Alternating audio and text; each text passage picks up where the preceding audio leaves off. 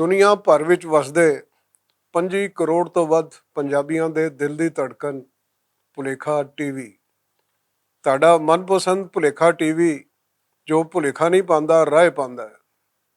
ਤੇ ਉਸੇ ਭੁਲੇਖਾ ਟੀਵੀ ਦੇ ਪ੍ਰੋਗਰਾਮ ਗੱਲਬਾਤ ਦੇ ਨਾਲ ਹਾਜ਼ਰ ਤੁਹਾਡੀ ਸੇਵਾ ਵਿੱਚ ਤੁਹਾਡਾ ਸੇਵਕ। ਇਹ ਗੱਲ ਹੈ ਲੰਦਨ ਦੀ। ਏਰੀਆ ਹੈ ਕਿਲਬਰਨ ਦਾ। ਅਜਮੇਰ ਰੋਡ ਤੋਂ ਸਿੱਧਾ ਜਾਓ ਤੇ ਅਖੀਰ ਜਾ ਕੇ ਜਿੱਥੇ ਬੰਦਾ ਟੁਰ ਟੁਰ ਕੇ ਥੱਕ ਜਾਂਦਾ ਹੈ ਜਾਂ ਬੰਦਾ ਜਿੱਥੇ ਸਮਝਦਾ ਹੈ ਕਿ ਯਾਰ ਹੁਣ ਪੈਟਰੋਲ ਨਾ ਕਾਬਲੇ ਅਫੋਰਡ ਹੋ ਗਿਆ, ਸਮਝੋ ਉੱਥੇ ਕਿਲਬਰਨ ਆ ਗਿਆ। ਉੱਥੇ ਇੱਕ ਸਟੋਰ ਸੀ ਸ਼ਿਵਨਾਥ, ਸ਼ਿਵ ਜੀ ਦਾ ਸਟੋਰ ਸੀ। ਉਹਦੀ ਮਿਸਿਸ ਸੀ ਕਾਂਤਾ ਬਹਿਨ, ਤੇ ਦੋਨੋਂ ਉਸੇ ਸਟੋਰ ਨੂੰ ਡੀਲ ਕਰਦੇ ਸਨ। ਤੇ ਬਿਗ ਬੌਸ ਕਾਂਤਾ ਭੈਣ ਦਾ ਭਾਈ ਸੀ NB, ਯਾਨੀ ਕਿ ਨੱਥੂ। N ਤੋਂ ਨੱਥੂ, B ਤੋਂ ਭਾਈ, ਨੱਥੂ ਭਾਈ। ਹਰੇਸ਼ ਭਾਈ ਕੰਮ ਕਰਦਾ ਸੀ ਤੇ ਹੋਰ ਕਈ ਮੁੰਡੇ ਕੁੜੀਆਂ ਉੱਥੇ ਆ ਕੇ ਕੰਮ ਕਰਦੇ ਸਨ। ਜਿਹੜਾ ਉਹਦੇ 'ਚ ਮੇਰੀ ਦੋਸਤੀ ਜਿਸ ਨਾਲ ਹੋਈ ਉਹ ਸੀ ਹੈਦਰ ਸ਼ਾਹ। ਹੈਦਰ ਸ਼ਾਹ ਬੁਨਿਆਦੀ ਤੌਰ 'ਤੇ ਲਾਹੌਰ ਦਾ ਸੀ। ਕੁਝ ਅਜ਼ੀਜ਼ ਉਹਦੇ ਝੰਗ ਵੀ ਰਹਿੰਦੇ ਸਨ। ਉਹਨੇ ਗਲਤੀ ਦੇ ਨਾਲ ਮੈਨੂੰ ਆਪਣਾ ਨਾਂ ਤੇ ਦੱਸ ਦਿੱਤਾ, ਪਰ ਮੈਂ ਜਦੋਂ ਵੀ ਉਹਨੂੰ ਹੈਦਰ ਸ਼ਾਹ ਕਹਿੰਦਾ ਸਾਂ ਉਹ ਮੇਰੇ ਨਾਲ ਲੜ ਪੈਂਦਾ ਸੀ।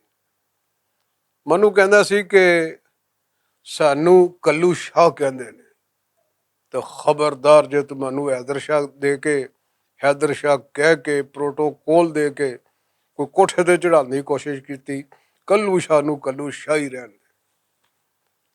ਲਿਹਾਜ਼ਾ ਅਸੀਂ ਕੱਲੂ ਸ਼ਾਹ ਨੂੰ ਕੱਲੂ ਸ਼ਾਹ ਹੀ ਰਹਿਣ ਦਿੱਤਾ। ਸਾਡੀ ਕਸਟਮਰ ਸੀ ਕੁੜੀ, ਉਹ ਗਾਰਡੀਅਨ ਅਖਬਾਰ ਦੇ ਵਿੱਚ ਸਬ ਐਡੀਟਰ ਸੀ। ਉਹਦਾ ਸਟੋਰ 'ਤੇ ਆਉਣਾ ਜਾਣਾ ਸੀ।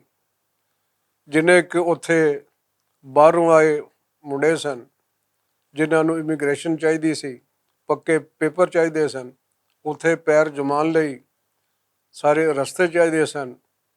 ਉਹਨਾਂ ਨੇ ਬੜਾ ਘੇਰੂ ਪ੍ਰੋਗਰਾਮ ਸੁੱਟਿਆ ਉਸ ਕੁੜੀ ਦੇ ਆਲੇ ਦੁਆਲੇ, ਚਾਰੋਂ ਪਾਸੇ, ਇੱਧਰ ਉੱਧਰ, ਥੱਲੇ ਉੱਤੇ, ਅੱਗੇ ਪਿੱਛੇ, ਕਿ ਕਿਸੇ ਤਰੀਕੇ ਦੇ ਨਾਲ ਜੇ ਉਹ ਟੇਰੀ ਜਾਏ ਤੇ ਕਮ ਅਜ਼ ਕਮ ਉਹਨਾਂ ਨੂੰ ਇਨਡੈਫੀਨਿਟ ਵੀਜ਼ਾ ਮਿਲ ਸਕਦਾ ਹੈ, ਇਨ ਫਿਊਚਰ ਬ੍ਰਿਟਿਸ਼ ਪਾਸਪੋਰਟ ਮਿਲ ਸਕਦਾ ਹੈ। ਹੁਣ ਨੰਬਰ ਲੈ ਗਿਆ ਕੱਲੂ ਸ਼ਾਹ ਕਿ ਉਹ ਕੁੜੀ ਜਦੋਂ ਆਉਂਦੀ ਮੈਗਜ਼ੀਨ ਵੇਖਣ ਦੇ ਬਹਾਨੇ, ਡਰਿੰਕ ਲੈਣ ਦੇ ਬਹਾਨੇ ਘੰਟਾ ਘੰਟਾ ਜਿਹੜਾ ਕੱਲੂ ਸ਼ਾਹ ਨਾਲ ਗੱਪਾਂ ਲਾਉਂਦੀ ਰਹਿੰਦੀ। ਸਾਰੇ ਬੜੇ ਜੈਲਸੀ ਫੀਲ ਕਰਨ ਕਿ ਯਾਰ ਵੇਖੋ ਚੰਗਾ ਭਲਾ 6 ਫੁੱਟਾ ਜਵਾਨ ਹੈ, ਇਹਨੂੰ ਕੋਈ ਹੋਰ ਕੰਮ ਨਹੀਂ ਲੱਭਿਆ। ਤੇ ਅੱਗੋਂ ਹੱਸ ਕੇ ਕਹਿੰਦਾ ਹੁੰਦਾ ਸੀ, ਯਾਰ ਤੁਸੀਂ ਸ਼ੀਸ਼ੇ ਵਿੱਚ ਸ਼ਕਲਾਂ ਵੇਖੋ, ਜੇ ਮੈਂ ਤੁਹਾਡੇ ਤੋਂ ਸਾਰਿਆਂ ਤੋਂ ਜ਼ਿਆਦਾ ਹੈਂਡਸਮ ਤੇ ਲੰਬਾ ਚੌੜਾ ਨਾ ਲੱਗਾ, ਕੁੜੀਆਂ ਜਿਸ ਤੇ ਵਿਸ ਜਾਣ, ਤੇ ਫੇਰ ਆਖਿਆ ਜੀ ਇਹਦੇ 'ਚ ਮੇਰਾ ਕੋਈ ਕਸੂਰ ਨਹੀਂ। ਲੋਕੀ ਆਪੇ ਆ ਕੇ ਮੈਨੂੰ ਘੇਰ ਲੈਂਦੇ ਨੇ, ਬਿਲਖਸੂਸ ਖਵਾਤੀਨ। ਹੁਣ ਅੱਗੋਂ ਕੁੜੀ ਜਿਹੜੀ ਸੀ ਉਸਨੇ ਕੀ ਕੀਤਾ, ਉਹਨੇ ਪਹਿਲੇ ਕੱਲੂ ਸ਼ਾਹ ਨੂੰ ਕੁਝ ਲੈਕਚਰ ਦਿੱਤੇ। ਪਹਿਲਾਂ ਨਿੱਘੇ ਜਿਹੇ ਲੈਕਚਰ ਦਿੱਤੇ, ਫਿਰ ਵੱਡੇ ਵੱਡੇ ਲੈਕਚਰ ਦਿੱਤੇ, ਫਿਰ ਐਡੇ ਐਡੇ ਲੈਕਚਰ ਦਿੱਤੇ। ਉਹ ਲੈਕਚਰ ਸਨ ਲੇਬਰ ਪਾਰਟੀ ਦੇ ਹੱਕ ਵਿੱਚ। ਉੱਥੇ ਇਮੀਗ੍ਰੇਸ਼ਨ ਦੇ ਜਿਸ ਕਿਸਮ ਦੇ ਮਸਾਇਲ ਨੇ ਬਰਤਾਨੀਆ ਦੇ ਵਿੱਚ, ਇਮੀਗ੍ਰੈਂਟਸ ਜਿੰਨੇ ਵੀ ਨੇ ਉਹ ਸਾਰੇ ਲੇਬਰ ਪਾਰਟੀ ਵੱਲ ਝੁਕਾਓ ਰੱਖਦੇ ਨੇ। ਇਸ ਲਈ ਕਿ ਜਦੋਂ ਵੀ ਲੇਬਰ ਪਾਰਟੀ ਬਰਸੇ ਇਕਤਦਾਰ ਆਉਂਦੀ ਹੈ, ਉਹ ਤਾਰਕੀਨ ਵਤਨਾਂ ਲਈ ਕੁਝ ਨਵੇਂ ਕਾਨੂੰਨ ਬਣਾਉਂਦੀ ਹੈ, ਉਹਨਾਂ ਨੂੰ ਸੌਖ ਦਿੰਦੀ ਹੈ, ਤੇ ਇਹ ਲੇਬਰ ਪਾਰਟੀ ਬੜੀ ਖੁਸ਼ ਹੁੰਦੀ ਹੈ। ਹੁਣ ਜਦੋਂ ਲੈਕਚਰ ਸੁਣੇ ਕੱਲੂ ਸ਼ਾਹ ਨੇ, ਤੇ ਸੁਣ ਸੁਣ ਕੇ ਉਹਨੂੰ ਅਹਿਸਾਸ ਹੋਇਆ ਕਿ ਜਿਵੇਂ ਬਰਤਾਨੀਆ ਦੀ ਜਿਹੜੀ ਲੇਬਰ ਪਾਰਟੀ ਹੈ ਉਹ ਸਮਝੋ ਕਿ ਇੱਕ ਕਿਸਮ ਦੀ ਪੂਰੀ ਦੁਨੀਆ ਦੀ ਲੇਬਰ ਪਾਰਟੀ ਹੈ।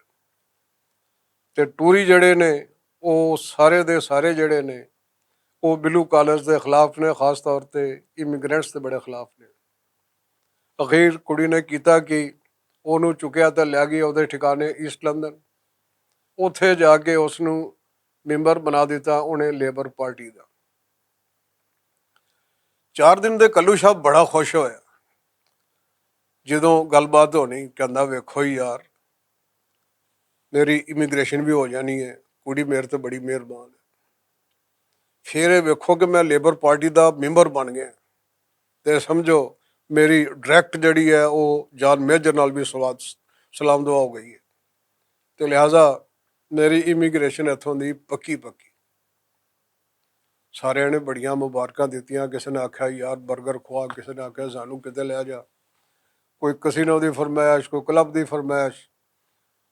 ਅਖੀਰ ਕੁਝ ਦਿਨ ਗੁਜ਼ਰੇ ਤੇ ਕੱਲੂ ਸ਼ਾਹ ਹਰ ਵੇਲੇ ਜਦੋਂ ਉਸ ਨਾਲ ਗੱਲ ਹੋਣੀ ਉਹਨੇ ਕਹਿਣਾ ਲੇਬਰ ਪਾਰਟੀ ਇਹ ਫਰਮਾਉਂਦੀ ਹੈ, ਲੇਬਰ ਪਾਰਟੀ ਇਹ ਫਰਮਾਉਂਦੀ ਹੈ। ਤੇ ਸਾਡੇ ਜਿਹੜੇ ਇਮੀਗ੍ਰੇਸ਼ਨ ਦੇ ਮਸਾਇਲ ਨੇ ਉਹਦੇ ਬਾਰੇ ਲੇਬਰ ਪਾਰਟੀ ਦਾ ਫਰਮਾਨ ਇਹ ਹੈ। ਇਹ ਤਕੀਰਾਂ ਭਲਵਾਨ ਜੀ ਕੋਈ ਚਲੀਆਂ ਮਹੀਨਾ ਕੁ। ਉਸ ਤੋਂ ਬਾਅਦ ਜਦੋਂ ਵੀ ਕੱਲੂ ਸ਼ਾਹ ਦੇ ਅੱਗੇ ਲੇਬਰ ਪਾਰਟੀ ਦਾ ਨਾਂ ਲੈਂਦੇ ਜਾਂ ਉਹ ਕੁੜੀ ਜਿਹੜੀ ਗਾਰਡੀਅਨ ਦੇ ਵਿੱਚ ਸਬ ਐਡੀਟਰ ਸੀ, ਉਹਦੀ ਗਰਲਫਰੈਂਡ ਸੀ, ਉਹਦਾ ਨਾਂ ਲੈਂਦੇ ਤੇ ਕੱਲੂ ਸ਼ਾਹ ਲੜ ਪੈਂਦਾ, ਕਹਿੰਦਾ ਮੈਨੂੰ ਇੰਜ ਲੱਗਦਾ ਜਿਵੇਂ ਤੁਸੀਂ ਮੈਨੂੰ ਕੱਲੂ ਸ਼ਾਹ ਨਹੀਂ ਬਲਕਿ ਹੈਦਰ ਸ਼ਾਹ ਕਹਿ ਕੇ ਮੇਰੀ ਪੁੱਛਲ ਤੇ ਪੈਰ ਰੱਖ ਦਿੱਤਾ। ਮੈਂ ਪੁੱਛਿਆ ਯਾਰ ਪ੍ਰੋਬਲਮ ਕੀ ਹੈ? ਕਹਿੰਦਾ ਸਮੱਸਿਆ ਬੜੀ ਗੰਭੀਰ ਹੈ। ਇਸ ਲਈ ਕਿ ਮੈਂ ਜਦੋਂ ਘਰ ਜਾਣਾ ਵਾਂ ਆਨਸਰਿੰਗ ਮਸ਼ੀਨ ਦੇ ਅੱਡੇ ਅੱਡੇ ਪੈਗਾਮ ਪਏ ਹੁੰਦੇ ਨੇ ਕਿ ਜਨਾਬ ਫਿਲ ਫॉर ਲੋਕਲ ਬਾਹਰੋਂ ਦੇ ਨਾਲ ਰਾਬਤਾ ਕਾਇਮ ਕਰੋ। ਸਾਡੇ ਹਿਸਾਬ ਦੇ ਨਾਲ ਬਾਹਰੋਂ ਜਿਹੜੀ ਹੈ ਉੱਥੇ ਬਲਦਿਆਤੀ ਅਦਾਰਿਆਂ ਨੂੰ ਕਹਿੰਦੇ ਨੇ ਤੇ ਉਹ ਬਾਹਰੋਂ ਜਿੱਥੇ ਕਿ ਕੱਲੂ ਸ਼ਾਹ ਰਹਿੰਦਾ ਸੀ ਉਹ ਲੇਬਰ ਪਾਰਟੀ ਦੀ ਬਾਹਰੋਂ ਸੀ। ਹੁਣ ਪ੍ਰੋਬਲਮ ਇਹ ਸੀ ਕਿ ਕੱਲੂ ਸ਼ਾਹ ਵਿਚਾਰੇ ਨੇ ਕਰਨੇ 3 ਜੌਬ, ਇੱਕ ਚੋਂ ਨਿਕਲਿਆ ਦੂਏ 'ਚ ਵੜ ਗਿਆ, ਦੂਏ 'ਚੋਂ ਨਿਕਲਿਆ ਤੀਜੇ 'ਚ ਵੜ ਗਿਆ ਤੇ ਅਖੀਰ ਜਦੋਂ ਉਹ ਕੰਬਲ 'ਚ ਵੜਦਾ ਸੀ ਉਦੋਂ ਬੇਲੀਆਂ ਨੂੰ ਕਹਿੰਦਾ ਸੀ ਓਕੇ ਗੁੱਡ ਬਾਏ ਉਸਤਾਦ ਜੀ, ਅਸੀਂ ਹੁਣ ਭਾਂਡੇ 'ਚ ਵੜਨ ਲੱਗੇ। ਹੁਣ ਜਦੋਂ ਉਹਨੇ ਘਰ ਜਾਣਾ ਆਨਸਰਿੰਗ ਮਸ਼ੀਨ ਤੇ ਮੈਸੇਜ ਪਿਆ ਹੋਣਾ ਕਿ ਫੌਰੀ ਬਾਹਰੋਂ ਨਾ ਰਾਬਤਾ ਕਰ, ਬਾਹਰੋਂ ਨਾ ਰਾਬਤਾ ਕਰ। ਉਹਨੇ ਆਪਣੀ ਗਰਲਫਰੈਂਡ ਨੂੰ ਆਖਿਆ, ਉਹਨੇ ਕਿਹਾ ਯਾਰ ਚੰਗਾ ਤੂੰ ਮੈਨੂੰ ਲੇਬਰ ਪਾਰਟੀ ਦਾ ਮੈਂਬਰ ਬਣਾਇਆ, ਲੋਕਲ ਬਾਹਰੋਂ ਹੈ ਲੇਬਰ ਪਾਰਟੀ ਦੇ, ਮਿੰਟ ਬਾਅਦ ਉਹਨਾਂ ਦਾ ਫੋਨ ਆ ਰਿਹਾ ਕਿ ਉਸ ਨਾਲ ਰਾਬਤਾ ਕਰ। ਉਹਨੇ ਕਿਹਾ ਹੈਂਗ ਔਨ ਏ ਮਿੰਟ, ਮੈਂ ਹੁਣੇ ਤੇਰਾ ਖੁਰਾ ਕੱਢ ਦਿੰਗਾ। ਉਸ ਵੇਲੇ ਲੋਕਲ ਬਾਹਰੋਂ ਉਹਦੇ ਵਿੱਚ ਫੋਨ ਕੀਤਾ ਤੇ ਪਤਾ ਇਹ ਲੱਗਿਆ ਕਿ ਕੋਈ ਤਕੋਣਾ ਜਿਹਾ ਇੱਕ ਪਲਾਟ ਹੈ ਕੋਈ 40-50 ਫੁੱਟ ਦਾ, ਉਹਦੇ ਵਿੱਚ 3 ਦਰਖਤ ਲਾਣੇ ਨੇ। ਇੱਧਰ ਵੱਡੇ ਸਟੋਰ ਨੇ, ਚੈਨ ਸਟੋਰ ਨੇ, ਇੱਧਰ ਕੋਈ ਬਿਲਡਿੰਗਾਂ ਨੇ, ਇੱਧਰ ਕੋਈ ਹੋਰ ਚੀਜ਼ ਹੈ, ਕੋਈ ਸੜਕਾਂ ਨੇ ਆਸੇ ਪਾਸੇ। ਹੁਣ ਉਹਨਾਂ ਦਾ ਦਸਤੂਰ ਇਹ ਸੀ ਕਿ ਜਿਹੜੇ ਵੀ ਉਸ ਬਾਰੋ ਦੇ ਵਿੱਚ ਲੇਬਰ ਪਾਰਟੀ ਦੇ ਮੈਂਬਰ ਸਨ, ਉਹ ਨਵੇਂ ਸਨ, ਉਹ ਪੁਰਾਣੇ ਸਨ, ਉਹ ਨਿੱਕੇ ਸਨ, ਉਹ ਵੱਡੇ ਸਨ, ਉਹ ਦਰਮਿਆਨੇ ਸਨ। ਉਹਨਾਂ ਦੀ ਡਿਊਟੀ ਸੀ ਕਿ ਲੇਬਰ ਪਾਰਟੀ ਜਦੋਂ ਵੀ ਕੋਈ ਕੰਮ ਕਰਦੀ ਹੈ ਤੇ ਲੇਬਰ ਪਾਰਟੀ ਦੀ ਡਿਊਟੀ ਸੀ ਕਿ ਉਹ ਦੱਸਣ ਉਹਨਾਂ ਲੋਕਾਂ ਨੂੰ ਤੇ ਉਹਨਾਂ ਕੋਲੋਂ ਪੁੱਛਣਗੇ ਭਾਈ ਸਾਹਿਬ ਅਸੀਂ ਇਹ ਕੰਮ ਕਰ ਲਈਏ ਜਾਂ ਨਾ ਕਰ ਲਈਏ। ਅੱਗੋਂ ਉਹਨਾਂ ਦੀ ਵੀ ਡਿਊਟੀ ਸੀ ਕੋਈ ਮਸਲੇ ਮਸਾਇਲ ਨੇ ਤੇ ਉਹਨਾਂ ਨੂੰ ਦੱਸਣਗੇ ਭਾਈ ਸਾਹਿਬ ਇੱਥੇ ਇਹ ਕੰਮ ਕਰ ਦਿਓ। ਹੁਣ ਜਦੋਂ ਕੱਲੂ ਸ਼ਾਹ ਨੇ ਘਰ ਜਾਣਾ ਅੱਗੇ ਆਨਸਰਿੰਗ ਮਸ਼ੀਨ ਤੇ ਲੱਗੀ ਹੋਣੀ ਕਿ ਜਨਾਬ ਉਹ 3 ਦਰਖਤ ਲਾਣੇ ਨੇ ਤਕੋਣੇ ਜਿਹੇ ਉਸ ਪਲਾਟ ਦੇ ਉੱਤੇ, ਤੇ ਜਦ ਤੱਕ ਤੁਸੀਂ ਹਾਂ ਜਾਂ ਨਾ ਦੇ ਵਿੱਚ ਸਾਨੂੰ ਨਾ ਦੱਸੋ ਕਿ ਇਹ ਦਰਖਤ ਉੱਥੇ ਲਾਣੇ ਚਾਹੀਦੇ ਨੇ ਜਾਂ ਨਹੀਂ ਲਾਣੇ ਚਾਹੀਦੇ, ਅਸੀਂ ਉੱਥੇ ਆਪਣੇ ਅਸੂਲਾਂ ਦੇ ਮੁਤਾਬਕ ਦਰਖਤ ਨਹੀਂ ਲਾ ਸਕਦੇ। ਇਸ ਲਈ ਕਿ ਜਦ ਤੱਕ 100% ਉੱਥੋਂ ਦੇ ਲੇਬਰ ਪਾਰਟੀ ਦੇ ਮੈਂਬਰਾਂ ਦੀ ਵਿਲਿੰਗ ਨਾ ਹੋਵੇ ਉਹ ਕੋਈ ਕੰਮ ਨਹੀਂ ਕਰ ਸਕਦੇ ਸਨ।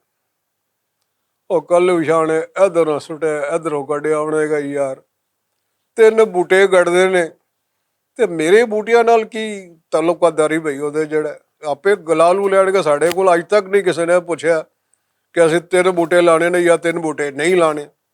ਪਾਕਿਸਤਾਨ 'ਚ ਕਦੀ ਇਤਫਾਕ ਨਹੀਂ ਹੋਇਆ ਕਿ ਕਿਸੇ ਨੇ ਪੁੱਛ ਕੇ ਬੂਟੇ ਲਾਏ ਹੋਣ। ਅਲਬੱਤਾ ਬੂਟੇ ਪੱਟਣ ਦੇ ਮਾਹਿਰ ਨੇ ਪਾਕਿਸਤਾਨੀ, ਉਹ ਭਾਵੇਂ ਇਨਸਾਨਾਂ ਦੇ ਬੂਟੇ ਪੱਟੀ ਜਾਣ, ਉਹ ਭਾਵੇਂ ਉਹਨਾਂ ਦੀ ਭੁੱਖ ਬੇਰੁਜ਼ਗਾਰੀ ਤੇ ਹੋਰ ਉਰਾਂ ਪਰਾਂ ਦੇ ਜਿਹੜੇ ਮਸਾਇਲ ਨੇ ਉਹਦੀ ਪਲਾਂਟੇਸ਼ਨ ਕਰਕੇ ਉਹਦੇ ਅਹਿਸਾਸਾਤ ਦੀ ਜਜ਼ਬਾਤ ਦੀ ਜਿਹੜੀ ਪਲਾਂਟਸ ਜਿਹੜੇ ਲੱਗੇ ਨੇ ਉਹ ਭਾਵੇਂ ਪੁੱਟੀ ਜਾਣ। ਅਖੀਰ ਰਾਤ ਦੇ 2 ਵਜੇ ਸਨ। ਕੱਲੂ ਸ਼ਾਹ ਸਟੋਰ ਤੇ ਕੰਮ ਕਰ ਰਿਹਾ ਸੀ। ਇੱਕ ਬਾਬਾ ਆਇਆ ਐਨਕ ਸੰਭਾਲਦਾ, ਉਹਨੇ ਵੇਖਿਆ ਹੀ ਉਹ ਕਹਿੰਦਾ ਯੋ ਮਿਸਟਰ ਹੈਦਰ। ਉਹ ਕਦੋਂ ਹੈਦਰ ਨੇ ਆਖਿਆ ਉਸਤਾਦ ਜੀ ਇਹ ਗੋਰਾ ਅੱਗੇ ਤੇ ਕਦੀ ਮੇਰੇ ਮੱਥੇ ਨਹੀਂ ਲੱਗਿਆ। ਕੋਈ ਇਮੀਗ੍ਰੇਸ਼ਨ ਵਾਲਾ ਨਾ ਹੋਵੇ ਕਿ ਮੈਨੂੰ ਕੰਨੋਂ ਫੜੇ ਤੇ ਸਿੱਧੇ ਹੈਂਡਕਫ ਕਰਕੇ ਤੇ ਡਿਪੋਰਟ ਕਰਵਾ ਦੇ। ਉਹਨੂੰ ਖਿਸਕਣ ਦੇ ਚੱਕਰ ਸੀ। ਕੱਲੂ ਸ਼ਾਹ ਗੋਰੇ ਤੋਂ ਡਰਦਾ ਮਾਰਾ ਤੇ ਗੋਰਾ ਬੂਹੇ ਦੇ ਅੱਗੇ ਖੜਾ, ਬਲਕਿ ਬੂਹੇ ਦੇ ਬਾਹਰ ਖੜਾ ਪਾਈਪ ਪੀ ਰਿਹਾ ਹੋਵੇ ਔਰ ਐਨਕ ਸੰਭਾਲ ਕੇ ਪੀ ਰਿਹਾ ਹੋਵੇ। ਉਹਨੇ ਕੱਲੂ ਸ਼ਾਹ ਨੂੰ ਆਖਿਆ, ਉਹਨੇ ਕਿਹਾ ਤੇਰਾ ਟੀ ਟਾਈਮ ਹੈ। ਹੁਣ ਹੋਰ ਤੇ ਕੋਈ ਵਸ ਚਾਰਾ ਨਹੀਂ ਸੀ ਕਿ ਇਹ ਉਹ ਦੱਸ ਨਹੀਂ ਸਕਦਾ ਸੀ ਕਿ ਮੈਂ ਤੇਰੇ ਖੌਫ ਤੋਂ ਨੱਸ ਕੇ ਜਾ ਰਿਹਾ। ਹੈਦਰ ਨੇ ਕਿਹਾ ਹੋ ਜਾਏ। ਹੁਣ ਦੋਵੇਂ ਸਟੋਰ ਦੇ ਅੰਦਰ ਉਹ ਮੀਟਿੰਗ ਪੁਆਇੰਟ ਜਿੱਥੇ ਕੋਕ ਦੇ ਖਾਲੀ ਛਾਬੇ ਰੱਖ ਕੇ ਕੈਮਰੇ ਤੋਂ ਓਹਲੇ ਹੋ ਗਿਆ ਸੀ, ਸਿਗਟਾਂ ਫੂਕਦੇ ਸਾਂ, ਉੱਥੇ ਉਹ ਗੋਰਾ ਵੀ ਬਹਿ ਗਿਆ, ਕੱਲੂ ਸ਼ਾਹ ਵੀ ਬਹਿ ਗਿਆ। ਗੋਰੇ ਨੇ ਕੀ ਕੀਤਾ, ਕੱਛ 'ਚ ਮਾਰਿਆ, ਲੈਪਟਾਪ ਕੱਢਿਆ, ਉਹਨੂੰ ਚਲਾਇਆ ਤੇ ਕੱਲੂ ਸ਼ਾਹ ਨੂੰ ਆਖਿਆ ਕਿ ਇਹ ਤਕੋਣਾ ਪਲਾਟ ਹੈ 40-50 ਫੁੱਟ ਦਾ, ਇਹਦੇ ਪਾਸੇ ਇਹ ਸੜਕਾਂ ਨੇ, ਇਹਦੇ ਪਾਸੇ ਇਹ ਸੜਕਾਂ ਨੇ, ਇੱਥੇ ਫਲਾਂ ਹੈ, ਇੱਥੇ ਟਮਕਾ ਹੈ, ਇੱਥੇ ਉਰਾ ਹੈ ਤੇ ਇੱਥੇ ਪਰਾਂ ਹੈ। ਮੈਨੂੰ ਪਤਾ ਹੈ ਕਿ ਤੂੰ ਬੜਾ ਮਸਰੂਫ ਆਦਮੀ ਹੈ, 3 ਦਿਨ ਜੋਬਾਂ ਕਰਨਾ, ਤੇ ਕੋਈ ਨਾ ਟਾਈਮ ਕੋਈ ਨਹੀਂ ਕਿ ਤੂੰ ਬਾਹਰੋਂ ਦੇ ਦਫ਼ਤਰ ਆ ਕੇ ਸਾਨੂੰ ਦੱਸ ਸਕੇ ਕਿ ਇੱਥੇ ਬੂਟੇ ਗੱਡੀਏ ਜਾਂ ਨਾ ਗੱਡੀਏ। ਹੁਣ ਕੱਲੂ ਸ਼ਾਹ ਨੇ ਸੋਚਿਆ, ਉਹਨੇ ਕਿਹਾ ਯਾਰ ਜੇ ਮੈਂ ਆਖਿਆ ਬੂਟੇ ਨਾ ਗੱਡੋ ਤੇ ਗੋਰੇ ਮੇਰਾ ਬੂਟਾ ਨਾ ਪੱਟ ਦੇਣ, ਤੇ ਜੇ ਮੈਂ ਆਖਿਆ ਬੂਟੇ ਗੱਡੋ ਉਹ ਇੰਜ ਨਾ ਹੋਵੇ ਕਿ ਮੈਨੂੰ ਚੁੱਕ ਕੇ ਉਸ ਪਲਾਟ ਦੇ ਵਿੱਚ ਗੱਡ ਦੇਣ, ਕਿਉਂਕਿ ਉਹਨਾਂ ਨੂੰ ਹਿਸਟੋਰੀਕਲ ਮਨਾਜ਼ਰ ਬਣਾਉਣ ਦਾ ਬੜਾ ਸ਼ੌਕ ਹੈ। ਅਖੀਰ ਉਹਨੇ ਜਦੋਂ ਵੇਖਿਆ ਕਿ ਐਡੀ ਦੂਰੋਂ ਗੋਰਾ ਵਿਚਾਰਾ ਆਇਆ, ਪਤਾ ਨਹੀਂ ਇਹਦੇ ਕੋਲ ਪੈਟਰੋਲ ਦੇ ਪੈਸੇ ਵੀ ਹਨ ਕਿ ਨਹੀਂ ਹਨ। ਜੇ ਪਾਰਟੀ ਵੱਲੋਂ ਆਇਆ ਤੇ ਸਾਫ਼ ਜ਼ਾਹਿਰ ਹੈ ਕਿ ਫਿਰ ਸਰਕਾਰੀ ਕਨਵੇਂਸ 'ਤੇ ਆਇਆ ਹੋਣਾ, ਜਾਂ ਫਿਰ 12 ਵਜੇ ਟ੍ਰੇਨ ਬੰਦ ਹੋ ਜਾਂਦੀ, ਗੱਡੀ ਤੋਂ ਇਲਾਵਾ ਤੇ ਆ ਨਹੀਂ ਸਕਦਾ, ਜਾਂ ਕੈਬ ਲੈ ਕੇ ਆ ਸਕਦਾ। ਉਹਨੇ ਕਿਹਾ ਓਕੇ ਸਰ ਨੋ ਪ੍ਰੋਬਲਮ, ਗੱਡੀ ਆਓ ਬੂਟੇ, ਅਸੀਂ ਕਿਹੜਾ ਤੁਹਾਨੂੰ ਪੁੱਛਣਾ ਹੀ ਯਾਰ, ਅਸੀਂ ਕਿਹੜਾ ਉੱਥੇ ਬੂਟਿਆਂ ਤੋਂ ਜੰਮੂ ਲਾ ਕੇ ਖਾਣੇ ਨੇ। ਗੋਰੇ ਨੇ ਉਹਦੀ ਪਰਮਿਸ਼ਨ ਲਈ, ਕਾਗਜ਼ 'ਤੇ ਸਾਈਨ ਕਰਾਏ ਕਿ ਇਹ ਸਾਡੇ ਲੇਬਰ ਪਾਰਟੀ ਦੇ ਮੈਂਬਰ ਦੀ ਇਜਾਜ਼ਤ ਹੈ ਕਿ ਉੱਥੇ ਬੂਟਾ ਗੱਡਤਾ ਜਾਏ, 1 ਨਹੀਂ 3 ਬੂਟੇ ਗੱਡੇ ਜਾਣ। ਕਹਿਣ ਦਾ ਮਕਸਦ ਇਹ ਹੈ ਕਿ ਇੱਕ ਪਾਸੇ ਉਹਨਾਂ ਦਾ ਸਿਸਟਮ ਹੈ ਕਿ ਜਿੱਥੇ ਬਲਦਿਆਤੀ ਅਦਾਰੇ ਉਹਨਾਂ ਦੇ, ਜਾਂ ਜਿਨ੍ਹਾਂ ਨੂੰ ਅਸੀਂ ਬਾਹਰੋਂ ਕਹਿੰਦੇ ਹਾਂ, ਕਿ ਉਸ ਇਲਾਕੇ ਦੇ ਵਿੱਚ ਜਿਸ ਵੀ ਪਾਰਟੀ ਦੀ ਗੌਰਮੈਂਟ ਹੈ, ਉਹ ਪਹਿਲੇ ਇੱਕ ਮੈਂਬਰ ਤੋਂ ਪੁੱਛਦੇ ਨੇ ਕਿ ਅਸੀਂ ਕਿਹੜਾ ਪੈਰ ਪੁੱਟੀਏ, ਤੁਹਾਨੂੰ ਇਤਰਾਜ਼ ਤੇ ਨਹੀਂ, ਅਸੀਂ ਕਿਹੜਾ ਕੰਮ ਕਰੀਏ ਜੋ ਕਿ ਤੁਸੀਂ ਚਾਹੁੰਦੇ ਹੋ, ਜਾਂ ਤੁਹਾਡੀ ਕੋਈ ਖਵਾਹਿਸ਼ ਹੈ ਕਿ ਇਸ ਇਲਾਕੇ ਦੇ ਵਿੱਚ ਕੀ ਹੋਵੇ, ਉਹ ਸਾਨੂੰ ਦੱਸੋ ਤਾਂ ਕਿ ਅਸੀਂ ਉਸ 'ਤੇ ਆਪ ਵੀ ਸਹਿਰ ਹਾਸਲ ਗੁਫ਼ਤਗੂ ਕਰ ਸਕੀਏ ਅਤੇ ਉਹਦੇ ਮਿੰਟਸ ਬਣਾ ਕੇ ਅਸੀਂ ਉੱਤੇ ਵੀ ਕਰ ਸਕੀਏ। ਅਤੇ ਇੱਥੇ ਕੋਈ ਪੁੱਛ ਪ੍ਰਤੀਤ ਨਹੀਂ। ਮੀਂਹ ਪੈਂਦਾ, ਗਟਰ ਦਾ ਪਾਣੀ, ਬਾਰਿਸ਼ ਦਾ ਪਾਣੀ ਸੜਕਾਂ ਦਾ ਠਗਾ ਠੱਗ ਖੜਾ ਹੁੰਦਾ। ਪੈਦਲ ਤੁਰਨ ਦੇ ਬਜਾਏ ਬੰਦੇ ਦਾ ਦਿਲ ਕਰਦਾ ਹੈ ਕਿ ਉਹਦੇ ਵਿੱਚ ਹੀ ਕਿਸ਼ਤੀ ਸੁੱਟੇ ਤੇ ਚਾਪੂ ਚਲਾਉਂਦੇ ਕਿਤੇ ਪਹੁੰਚ ਜਾਏ। ਕਦੀ ਕੋਈ ਖੜਵੰਜੇ ਦੀ ਸੜਕ ਬਣਾ ਦਿੰਦਾ ਜਿਹਦੇ ਠੇਡੇ ਖਾ ਖਾ ਕੇ ਸਾਰੇ ਉਹਨਾਂ ਨੂੰ ਉਹ ਕੁਛ ਸੁਣਾਉਂਦੇ ਨੇ ਜਿਹੜੇ ਕਿ ਸਾਰਾ ਕੁਝ ਸੰਸਦ ਦੇ ਵਿੱਚ ਆ ਜਾਂਦਾ।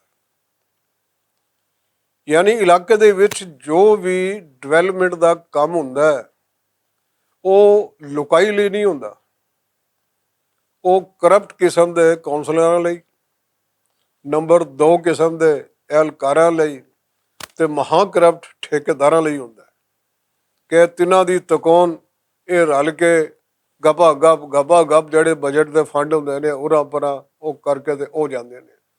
ਕਿਸੇ ਨੂੰ ਇੰਨੀ ਤੌਫੀਕ ਨਹੀਂ ਹੁੰਦੀ ਕਿ ਜਿਨ੍ਹਾਂ ਕੋਲ ਅਸੀਂ ਵੋਟ ਲੈਣ ਜਾਂ ਜਿਹੜੇ ਸਾਡੇ ਪਾਰਟੀ ਦੇ ਮੈਂਬਰ ਨੇ ਅਸੀਂ ਉਹਨਾਂ ਕੋਲ ਪੁੱਛ ਲਈਏ ਕਿ ਸਾਨੂੰ ਕਰਨਾ ਕੀ ਚਾਹੀਦਾ ਹੈ, ਜਾਂ ਜੋ ਅਸੀਂ ਕਰ ਰਹੇ ਹਾਂ ਉਹ ਠੀਕ ਕਰ ਰਹੇ ਹਾਂ ਜਾਂ ਗਲਤ ਕਰ ਰਹੇ ਹਾਂ। ਹੁਣ ਤੁਸੀਂ ਆਪੇ ਫੈਸਲਾ ਕਰ ਲਓ, ਉਹਨਾਂ ਦਾ ਸਿਸਟਮ ਵੇਖ ਲਓ, ਇੱਥੋਂ ਦਾ ਸਿਸਟਮ ਵੇਖ ਲਓ, ਉਹਨਾਂ ਦੀ ਮੈਂਟੈਲਿਟੀ ਵੇਖ ਲਓ, ਸਾਡੀ ਇੱਥੋਂ ਦੀ ਜ਼ਿਹਨੀਅਤ ਵੇਖ ਲਓ, ਤੇ ਗੱਲ ਨਿੱਕੀ ਜਿਹੀ ਯਾਰ ਫਰੂਕਾ ਕੀ ਬਣੇਗਾ ਇਸ ਦੁਨੀਆ ਦਾ, ਮੈਨੂੰ ਤੇ ਕੋਈ ਸਮਝ ਨਹੀਂ, ਤੁਹਾਨੂੰ ਹੈ ਜੇ ਸਮਝੋ ਤੇ ਸਮਝਾਓ, ਕਹਾਣੀ ਬੰਨੇ ਲਾਓ, ਗੱਲ ਨਿੱਕੀ ਜਿਹੀ।